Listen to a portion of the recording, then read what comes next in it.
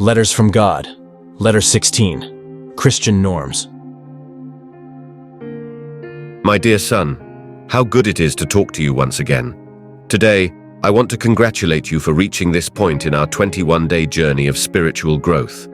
Every time you pause in your activities to listen to my voice, call on my name, humble yourself, pray, seek my face, and turn from your wicked ways, then I will hear from heaven, and I will forgive your sin and heal your land. 2 Chronicles 7:14. A true Christian seeks me. He makes it a point to walk with me and walks as I walked. 1 John 2:6. His integrity is seen in small things, such as speech, eating, dressing, obedience to my law, in business and in family. The true Christian follows Jesus' example, walking in his footsteps. 1 Peter 2:21. At times he may seem unusually different, but many people perceive this difference as a good thing and desire to follow him. Today, I want to talk about you. There are standards concerning your body. Do you not know that your bodies are temples of the Holy Spirit, who is in you, whom you have received from God? You are not your own. You were bought at a price. Therefore, honor God with your bodies. 1 Corinthians 6:19-20. There are two aspects of your physical life that I, the Lord, am very interested in. Dear friend, I pray that you may enjoy good health and that all may go well with you, even as your soul is getting along well. 3 John 2. Your joy will only be complete when you have physical, mental, and spiritual health.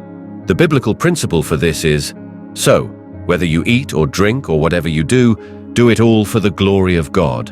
1 Corinthians 10:31. It would be good if you adopted a vegetarian diet since I created you for this type of food.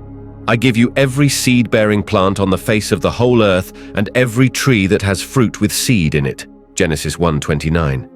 It was only after the flood that I allowed man to eat meat, but even then, with restrictions.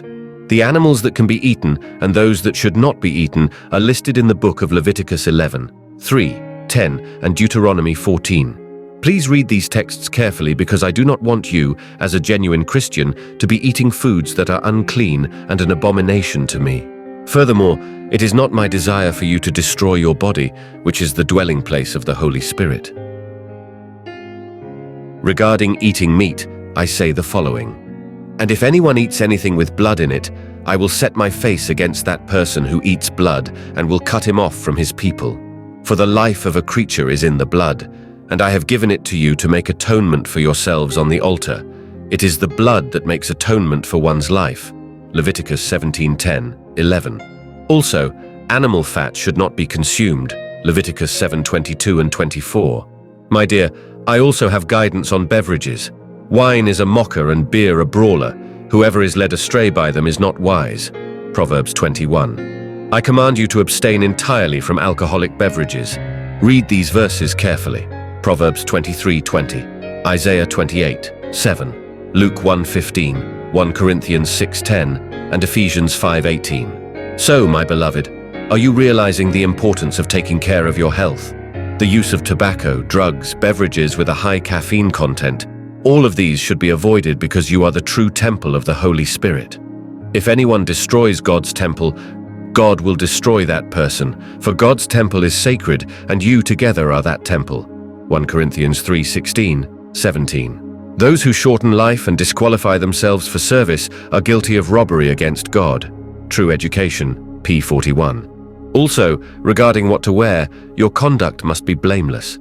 I also want the women to dress modestly, with decency and propriety, adorning themselves not with elaborate hairstyles or gold or pearls or expensive clothes, but with good deeds, appropriate for women who profess to worship God. 1 Timothy 2:9-10.